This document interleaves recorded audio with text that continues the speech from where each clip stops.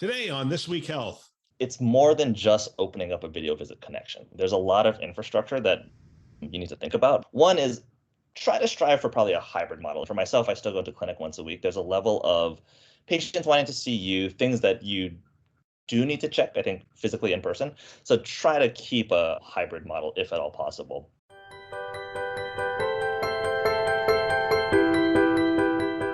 Welcome to This Week Health Community. This is Townhall, a show hosted by leaders on the front lines with interviews of people making things happen in healthcare with technology. My name is Bill Russell, the creator of This Week Health, a set of channels designed to amplify great thinking to propel healthcare forward. We want to thank our show sponsors, Olive, Rubric, Trellix, Hillrom, Medigate, and F5 in partnership with Sirius Healthcare for investing in our mission to develop the next generation of health leaders. Now, on to our show. I'm Jake Lancaster. I'm an internal medicine physician and the Chief Medical Information Officer for Baptist Memorial Healthcare out of Memphis, Tennessee. And today I'm talking with Dr. Matt Sakumoto, who is a virtual primary care physician with Sutter Health. Matt, welcome to the program. Thanks so much. Looking forward to chatting. Matt, can you just tell the audience a little bit about your background and what you're doing? Yeah, for sure. I've had a little bit of a meandering background. So I kind of come from the informatics class of people. So did my initial med school over at Northwestern, really was interested in primary care, I think, from the get-go. And we started doing a lot of population health work, a lot of quality improvement work, and that really led me down that informatics path. Ended up doing my internal medicine residency down in San Diego at Scripps Mercy Hospital. And during that time, for an informatics guy, we were actually on paper charts in our hospital. And halfway through my residency, we went from paper to Epic. So getting to see all of that turnover, what that go live looks like, definitely solidified my strong interest in the operational informatics side of things. Ultimately led me to do the clinical informatics fellowship at UCSF. So I finished that up in 2020 amidst the pandemic. With all of that, a big shift towards virtual care. And I was always interested, I think, in care outside the hospital walls, but clearly we made a big jump towards virtual care and telehealth during that time. So that really sparked and increased my interest in, again, how can we provide care for patients at home? It's just simpler, easier, and I actually get to work from home as well. So happy to kind of talk through the different upsides, downsides, and lessons I've learned along the way. Yeah, no, I'm really interested in hearing more about virtual primary care and what y'all are doing. But first, you and I met through the Clinical Informatics Fellow Network, and I'm not sure that everybody that is listening to this is as familiar with the Clinical Informatics Fellowships. So can you give us just a little bit of background? They're still relatively new. I know the first one started around 2013, and when I went through fellowship, there was about 10 or 12 in the country. I think we're up to about 40 now. But tell the audience about a little bit about clinical informatics fellowships. What's the training like, and what are you able to do when you come out? For sure. The way I like to describe it, it's similar to doing a cardiology or endocrinology fellowship. It's a ACGME accredited fellowship, structured program, 2 years of work. The nice thing about it is there's actually a requirement to continue your clinical work. And I think that's what really keeps us grounded. So at least at a minimum 20% time in your home field. So again, I'm internal medicine. I did urgent care for the 2 years I was there, but I've seen pathologists, general surgeons, and everything in between also do the clinical informatics fellowship. So it keeps you grounded. You do your clinical work. But on top of that, the rest of the time is really operational project-based work in the field of clinical informatics. I've seen the definition change a lot, but broadly, again, it's kind of the use of just data, and a lot of that runs through the EHR. So I think that's kind of been the main piece, is how do you help with data input, which tends to be a lot of the front end work and clinician usability, and then how do you use that data? So kind of what are the data analytics that you do on the back end? And all of the fellows, everyone kind of has a different phenotype, but that tends to span the gamut of the work that we do. Yeah, no, that's a great way to explain it.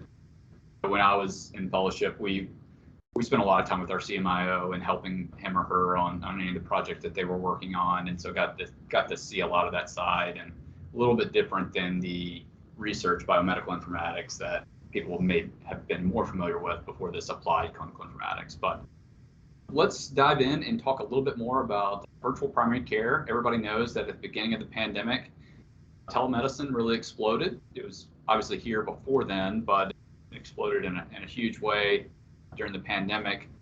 But virtual primary care is a little bit different than just your average telemedicine visit for maybe an acute problem like urgent care. Tell us what you mean by virtual primary care.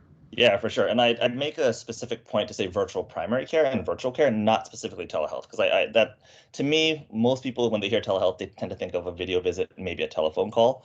The virtual primary care part, in the same way that primary care spans the care continuum, virtual care as well. So I always include in that like kind of that asynchronous messaging, so texting, kind of things that are through a patient portal, because I think that really that's part of the glue that keeps it together. So for me, virtual primary care, it's the same. I have patients I provide for their chronic care needs, as well as kind of any urgent stuff that comes up and all the care coordination that happens. So I think that's the main thing, is like it's a lot of the care coordination piece. And by virtualizing that one lets you look across your panel a little bit easier. And then two, and I think this is the biggest piece, is it really helps turn the primary care team not just on the primary care physician, but actually the whole primary care team. So I work with a nurse practitioner and a nurse that help manage this panel. And by virtualizing a lot of the care, they can jump in and help. And things can happen in parallel, and you don't have to stack up 8 to 25 visits in a day. Yeah, sure. And do you see all of your patients 100% virtual, or do you have any in-person visits as well? Yep. Great question. We have a virtual first, but a hybrid model. So 80% of the time, I'm doing either video visits, phone calls, or messaging with the patients. I have a reserved day in clinic for patients in my region that I can see in person. And there are things that have to be done. Vaccines need to be delivered in person, certain physical exam things, and even patients that don't necessarily need a physical exam but are pretty complex, I'll have them come in and we'll talk. So I don't think we lose that personal touch at all, and having that hybrid ability is helpful. The other nice thing is that we can take care of a lot of the easy med refill, med reconciliation things before the visit, even days before the visit. So the time spent in person in the clinic is really high yield time. Yeah, talk about a little bit about the prep time before the visit. So I would imagine that a lot of your patients are still going to need lab work done. How do you coordinate all of that? Yeah, we actually, and this is specific to, we call it Terra practice, is kind of the name of our virtual hybrid practice within Sutter. We have standing labs for our patients. So again, most patients will need a CBC, blood work, blood chemistries. So a lot of times, a lot of the friction that happens in a traditional care is like the patient will have to come to you, you'll see them, you'll write the order, and then they have to go get labs. We flip that and just say, standing labs, let them know that you have Dr. Sakumoto's labs that are needed. They get them. So by the time they come to us, we've already looked at, interpreted, and sometimes even if there's a follow-up lab, I'll add that on and have that ordered. And again, so that allows for that face-to-face time to be high yield, because we're working with all the information that's collected. We're not talking, waiting, and then having a follow-up afterwards. And tell us a little bit about the reimbursement model. I don't know if it's every state or if it's a national law, but some require an in-person visit first for billing. What is the case in California for how they do that? Yeah, no, it's all over, and it depends on if you're private insurance, Medicaid, Medicare. The upside and what allows our model to work is we only take HMO patients, capitated payment model patients, into our practice. And I think that's really the only way that I see virtual primary care truly shining, is in that value-based care model. It's hard to make the economics work, I think, in a true fee-for-service thing. So we work out very well because it's HMO only. And I think that's what allows for kind of these extra wraparound. The time spent by myself and my team to do all this extra prep work is kind of like funded basically by the HMO model, not by I have to see patients back to back on a video visit. Okay. And talk a little bit more about your team. Who all is involved? Is it still the standard number of people you would need for an in-person 100% clinic? Because it's virtual, do you have any benefits from downsizing some of that staff? Yeah, no, I think it's not necessarily downsizing. So it's a team of 4 that we work with: myself, a nurse practitioner, a health coach, and a LVN or a nurse. So I think that between the 4 of us, that kind of we take care of our panel.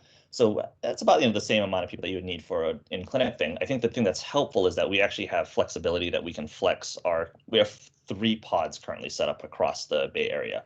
So my pod is a team of 4. There's 2 other pods of 4, basically. So if one pod happens to be busier than the other, it's a lot easier to virtually flex somebody and then to send somebody to the clinic across town. So I think the number's about the same, but I think the flexibility and ability to support and load level, again, as one person's group is busier or less busy, has been the bigger benefit. Okay, that makes a lot of sense. And so you mentioned the post-care coordination that you need to take place. Tell us a little bit more about what's involved with that. I assume making phone calls, returning messages, and that sort of thing, following up with health coach. What percentage of your time is involved with those sorts of activities versus seeing patients? Yeah, no, good question. And I've kind of dubbed it interstitial care, right? It's all these like the little pieces that connect the big visits together. So I would say probably the nice thing is it's pretty tiered. So like our nurse takes care of kind of the easy stuff, and then if she has questions, it bumps up to our nurse practitioner. If our nurse practitioner has questions, it bumps up to me. So kind of with that filtering mechanism, probably maybe like 25% of my time is spent doing like a lot of these in between stuff, but a lot of it we kind of have protocols in place and like just a good communication and good trust in the team, so that a lot of these first line things don't bump its way up to me.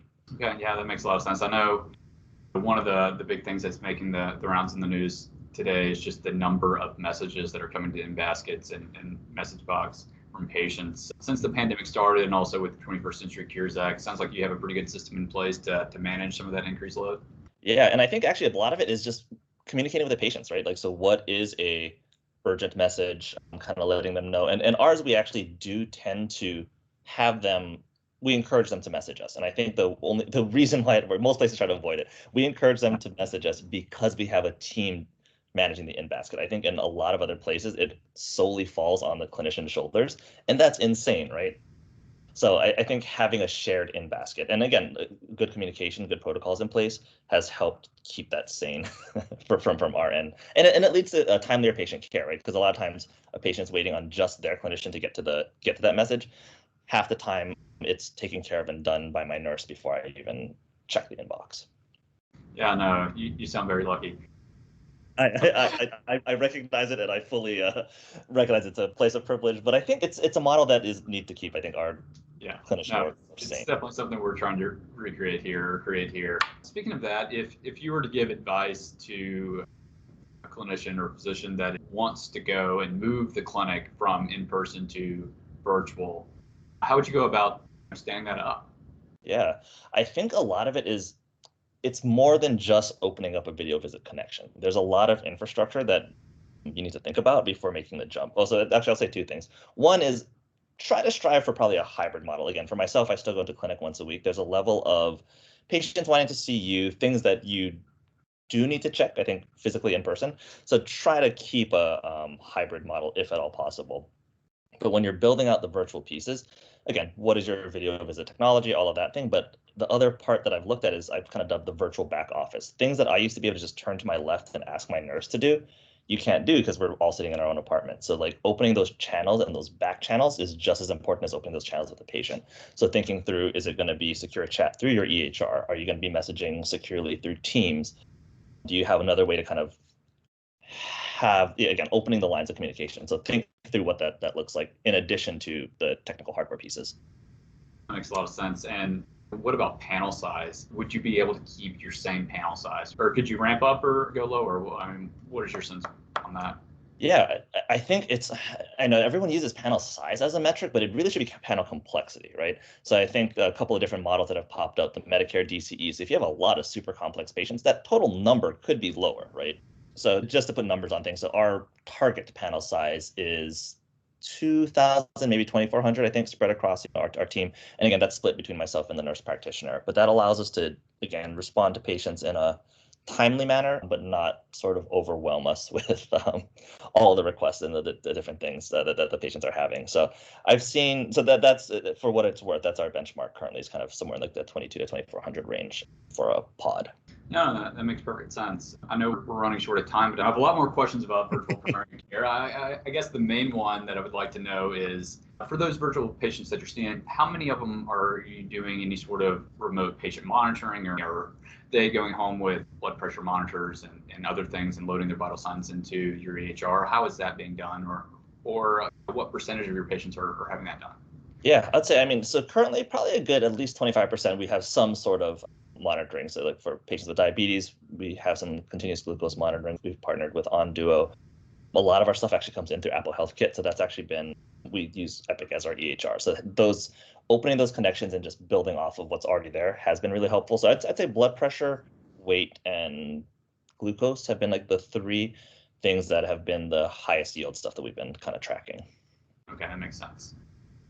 Okay, and lastly, just what are your plans for the future? Where do you go from here?